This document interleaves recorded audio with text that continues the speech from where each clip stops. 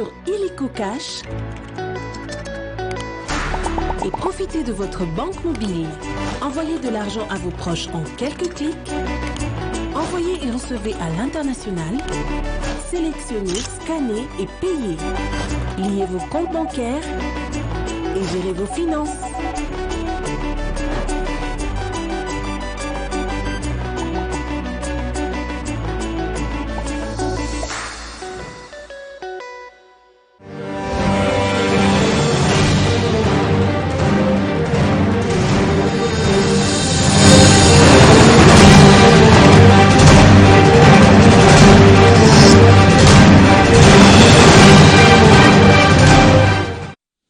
Messieurs et dames, merci de rester fidèles au programme de la RTNC de développement. Le week-end démarre et vous avez choisi la chaîne du développement pour vous informer.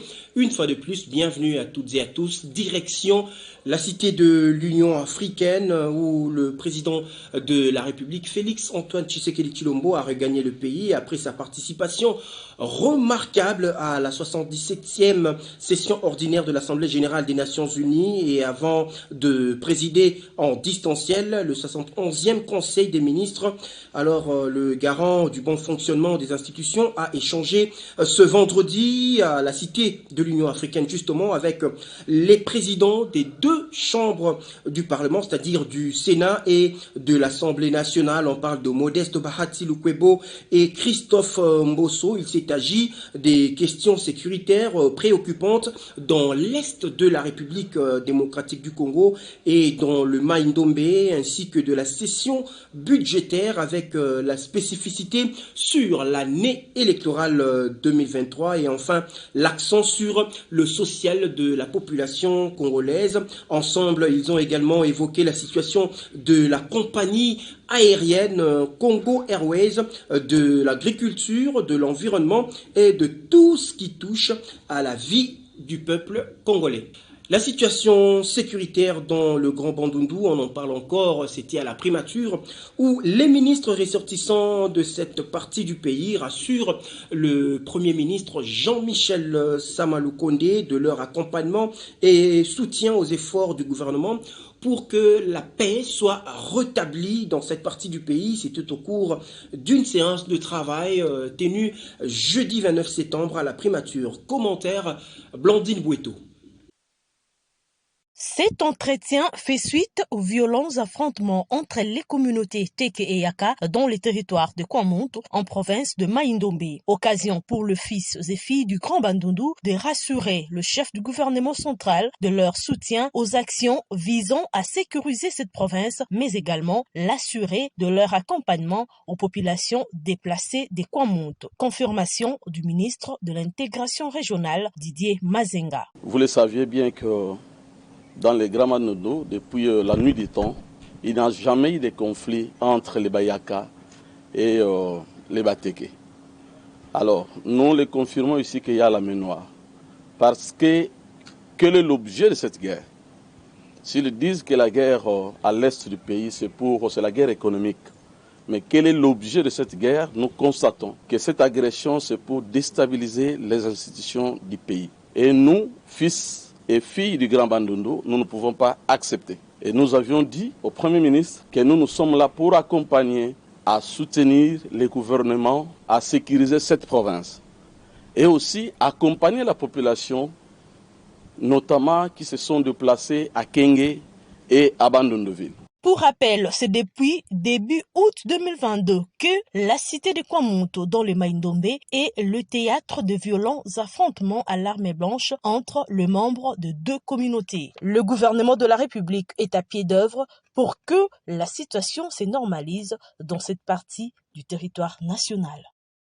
Sur un autre registre, signature du protocole d'accord entre le ministère du Développement rural et le GLF KCB Global, un consortium coréen. Le projet devrait concerner l'amélioration d'habitation en République démocratique du Congo. Cela a eu lieu le 28 septembre 2022 à Séoul, capitale de la Corée du Sud. Ce projet qui sera exécuté pendant 10 ans est évalué à 3 millions de dollars américains. Les précisions plutôt avec Odette Kwamba Odier.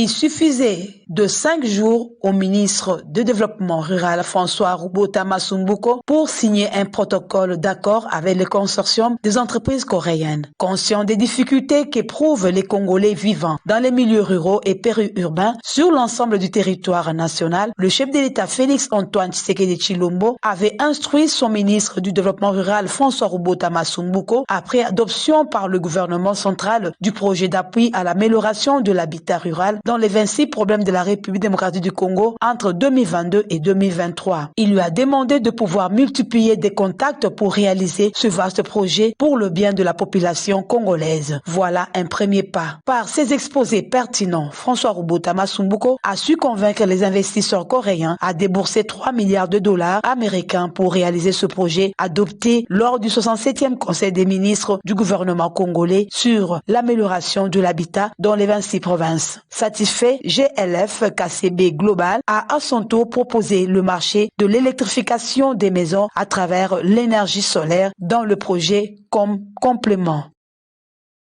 La coalition de lutte contre les grossesses non désirées a organisé jeudi une conférence à l'occasion de la journée internationale de la dépénalisation de l'avortement, une journée parrainée par le ministre des Droits humains, Albert Fabrice Mpuela. C'était à l'hôtel Rotana dans la ville de Kinshasa. Reportage signé Tessia Osomba et Gériane Bikindu. L'objectif majeur de cette conférence consistait à obtenir l'engagement du ministre des Droits humains, Albert Fabrice Mpuela, pour la mise en œuvre effective du protocole de Maputo dans son article 14, alinéa 2.c en République démocratique du Congo. Une disposition qui octroie à la femme d'avorter en cas de viol, inceste et si la grossesse dérange la santé mentale de la maman. En ce jour où la République démocratique du Congo commémore, je parle en ce jour, les jours suivants, en date du 28 septembre 2022, à l'instar d'autres pays du monde, la journée internationale relative au droit à l'avortement sécurisé, il est important de prendre un temps de réflexion sur les enjeux importants que cette question sensible revêt pour les femmes en particulier, mais aussi et surtout pour l'ensemble de la communauté. Mesdames et messieurs, devant cette réalité macabre, l'on note que ce sont les adolescentes et les jeunes qui payent le plus lourd tribut, car elles sont confrontées à de multiples problèmes de santé sexuelle et reproductive. Face à ces défis, la République démocratique du Congo a ratifié le protocole de Maputo en 2008. La République démocratique du Congo ayant déjà ratifié ce protocole de Maputo, son application sur le terrain nécessite les concours des décideurs et différentes parties concernées par cette question en vue de veiller scrupuleusement sur la réservation des droits humains. Tout est bien qui finit bien. L'atelier sur le processus de recrutement des inspecteurs et contrôleurs de travail a officiellement clôturer ses travaux pour le ministre de l'Emploi, Claudine Ndoussi. Ces assises visaient principalement des nouvelles réformes de l'inspection générale du travail. Le résumé avec Josette Kayamboula Matadi. Rien à dire, elle est vraiment déterminée à redynamiser l'inspection générale du travail. Malgré son agenda chargé, la numéro 1 de l'emploi s'est rendue tard dans la soirée au village Vénus à Bibois pour s'enquérir personnellement des résultats de l'atelier sur le processus de recrutement des candidats inspecteurs et contrôleurs du travail tenu du 22 au 29 septembre. C'est dans une ambiance bon enfant que les travaux de l'atelier se sont déroulés, a affirmé le coordonnateur de la cellule de mise en œuvre de la réforme de l'administration publique, SEMRAP en sigle. Le premier outil, c'est le règlement des sélections, qui est un document qui fixe les règles et les modalités des parties. Et en plus de ce règlement des sélections, qui en fait, c'est pratiquement le fil conducteur. Satisfaite du déroulement des travaux et du sens des dévouements des experts, l'infatigable Claudine Ndoussi Kembe a, au nom du vice-premier ministre, ministre de la fonction publique et en son nom propre, eu des mots justes à l'égard des experts. C'est vraiment voulu par le chef de l'État lui-même, la réforme de la fonction publique en général, et particulièrement aussi celle de l'inspection générale du travail. Nous continuerons à travailler tant que l'inspection ne sera pas totalement assise. Cette commission va accompagner le processus jusqu'à la fin. Ici est donc de rappeler que c'est le Premier ministre Jean-Michel Samaloukonde qui avait officiellement lancé le processus de recrutement de ces inspecteurs le 14 septembre dernier. Et c'est à la warrior Claudine Doucy-Kembe de tirer les rideaux. Et en ce qui le concerne, le ministre d'État en charge des infrastructures, Alexis Guissaro, a procédé jeudi 29 septembre 2022 à la remise officielle de 17 écoles préfabriquées dans le site du Kankokolo. C'est la vice-ministre en charge de l'enseignement primaire, secondaire et technique qui a réceptionné ces ouvrages. C'était en présence également de la vice-ministre de la Défense nationale. Précision dans ce reportage.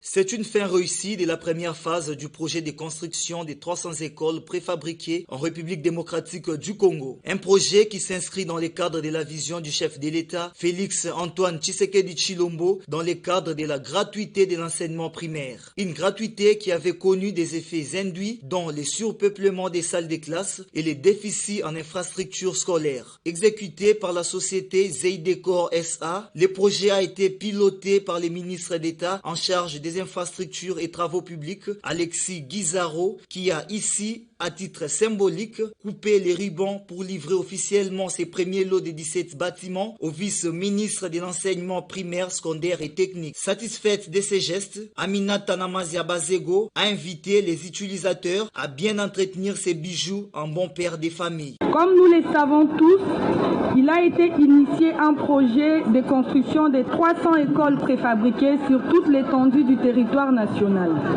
Réceptionner ces deux écoles est un message fort du gouvernement. Donner à nos enfants la possibilité d'étudier dans de meilleures conditions, au-delà de bénéficier du droit à l'éducation et l'instruction gratuite. Sur les 300 écoles commandées, 17 sont déjà terminées et l'objet poursuivi est d'aller jusqu'à la fin. Aux utilisateurs, nos enseignants et nos enfants, nos élèves, faites-en bon usage. La cérémonie s'est clôturée par la visite de ces bâtiments composés chacun de 6 classes dotés des kits nécessaires du bureau de l'enseignant et des installations hygiéniques.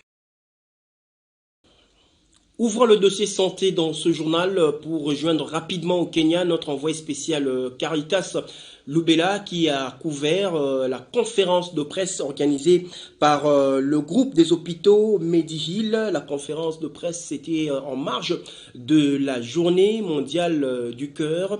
Les différents membres des médias internationaux ont pris part à ce rendez-vous et Caritas Lubela a confié ses notes de reportage à la rédaction. Suivez. C'est une journée qui met en exergue le rôle capital du cœur qui consiste, grâce à ses contractions régulières, de propulser le sang dans tout l'organisme et d'assurer l'alimentation à l'oxygène du corps entier. Raison pour laquelle les différents spécialistes des maladies internes se sont retrouvés ici pour expliciter devant la presse internationale le rôle prépondérant et quasi indispensable du cœur. It is a heart celebration and the heart is an important organ of C'est la célébration du cœur. Le cœur est une partie importante du corps. Nous devons nous en occuper. Nous avons 2 cas de problèmes cardiaques, chez les adultes et chez les enfants. Chez les enfants, il peut être à la naissance, mais la plupart sont guéris. Tandis que chez les adultes, il peut être indiscipliné en raison du style de vie, de l'alcool, du tabagisme et du stress. Tous ces facteurs comprennent l'insuffisance rénale. La pression artérielle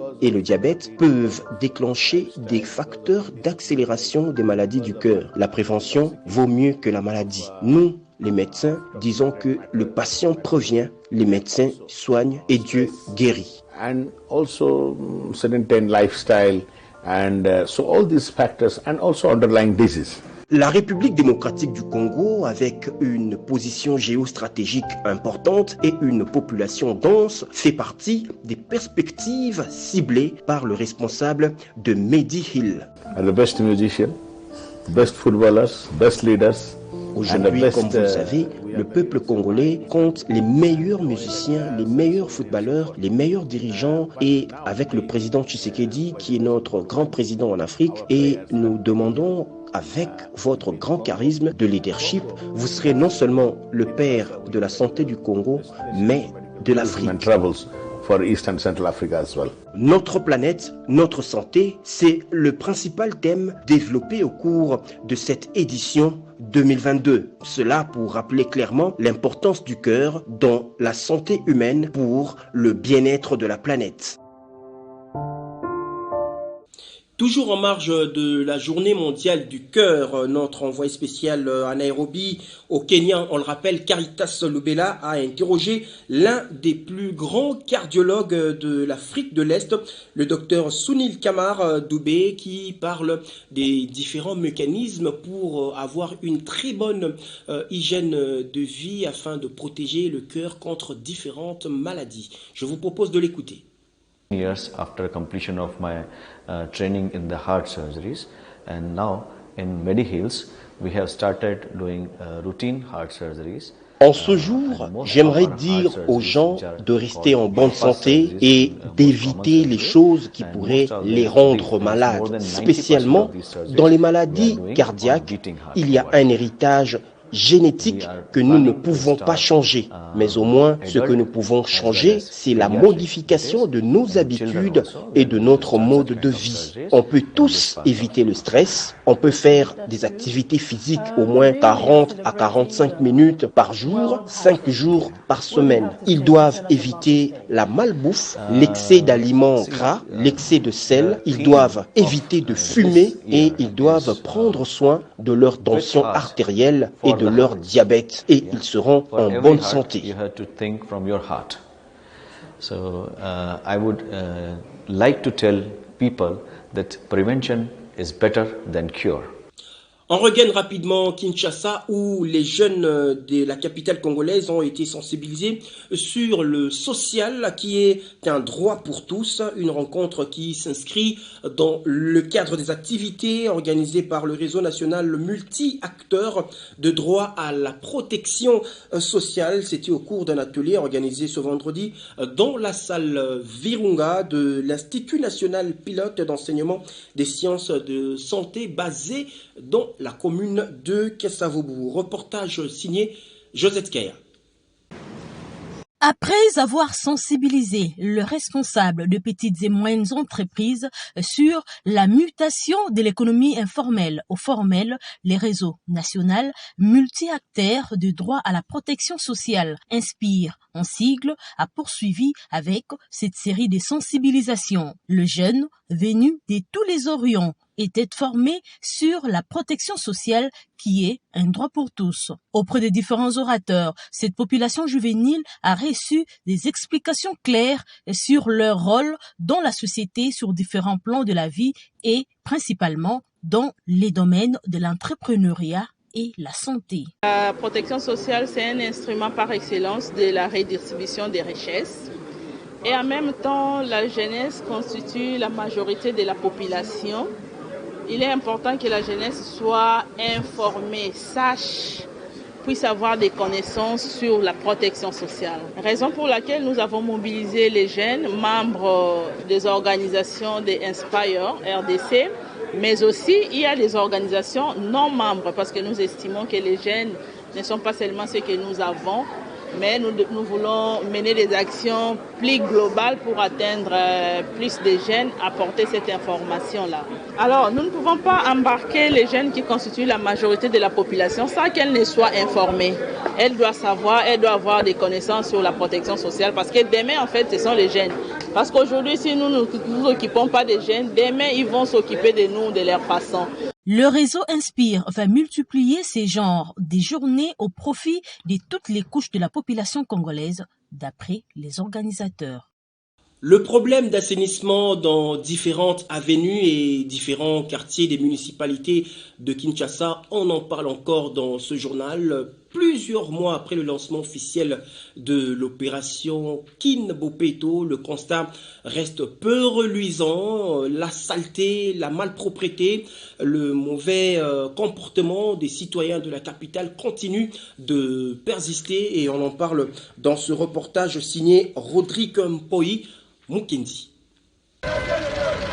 S'ils vont dans les pays développés, ils s'organisent cordialement à respecter les normes de salubrité environnementale, question d'éviter d'être interpellés sous peine des éventuelles sanctions. Mais quand ils sont chez eux en RDC, la plupart des Congolais se comportent de façon totalement désintéressée ou irresponsable, jetant des ordures et déchets de façon incontrôlée et n'importe où. Conséquence logique, à ce jour, l'environnement à Kinshasa, par exemple, devient de plus en plus insalubre. La population a du mal à asseoir une bonne politique de gestion des déchets. Chose étonnante, la même population pointe du doigt les autorités urbaines. Vraiment pour le pérenniser et pour que cela soit vraiment une réussite, il va falloir forcément aux autorités de continuer la sensibilisation via les télévisions, les radios, pour que cela puisse être ancré dans le chef des populations afin que l'on puisse vraiment respecter pour que ce phénomène de Kinbopeto puisse être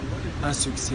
Lancé depuis plusieurs mois déjà, le projet Kinbopeto devait, selon sa mission, contribuer à l'assainissement et à l'embellissement de la ville-province Kinshasa. Mais hélas, sur les 24 communes de la capitale congolaise, la majorité reste encore frappée d'une insalubrité qui fait jaser l'opinion publique. Les observateurs se posent beaucoup de questions. Pourquoi la population et le pouvoir public ne s'accordent-ils pas à veiller ensemble sur la salubrité environnementale? Et jusqu'à quand cette situation va-t-elle persister? Voilà, messieurs et dames, c'est l'heure de prolonger l'actualité à travers les colonnes des journaux parus cette matinée dans la capitale congolaise. Je vous propose de suivre cette revue de presse préparée par Divine Moussaou.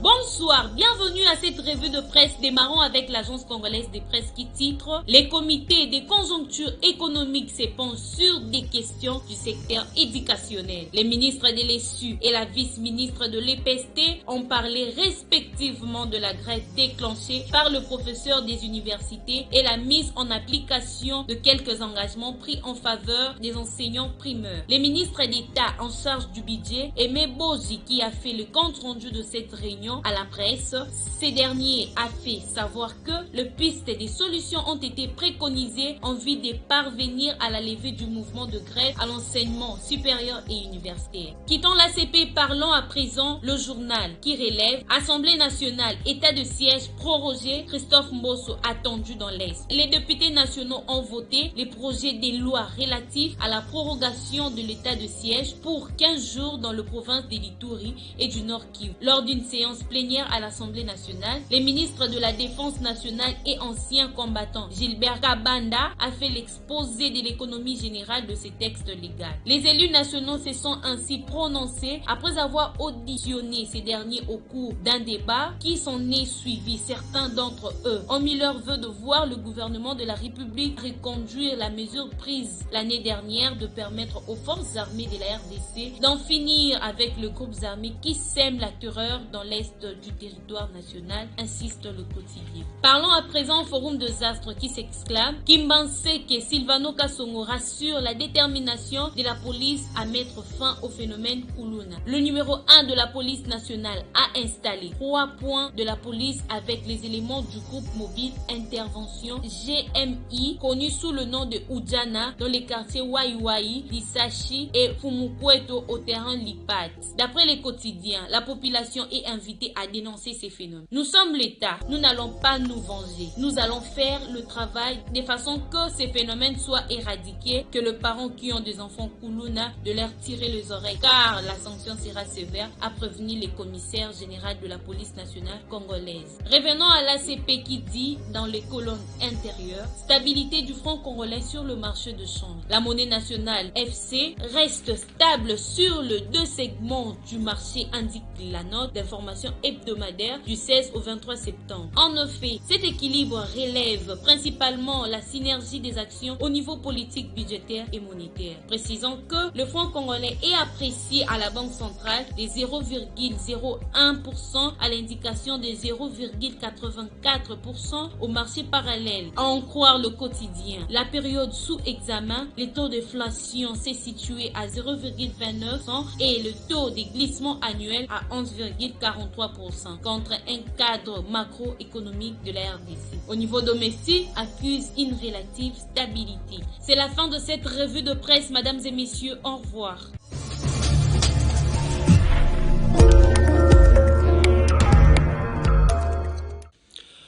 Voilà, tout est dit, messieurs et dames. On se retrouve demain au festival d'actualité du week-end. N'oubliez pas, pour participer, il faut être à l'heure et branché sur la RTNC2 Développement. Merci et au revoir, à demain.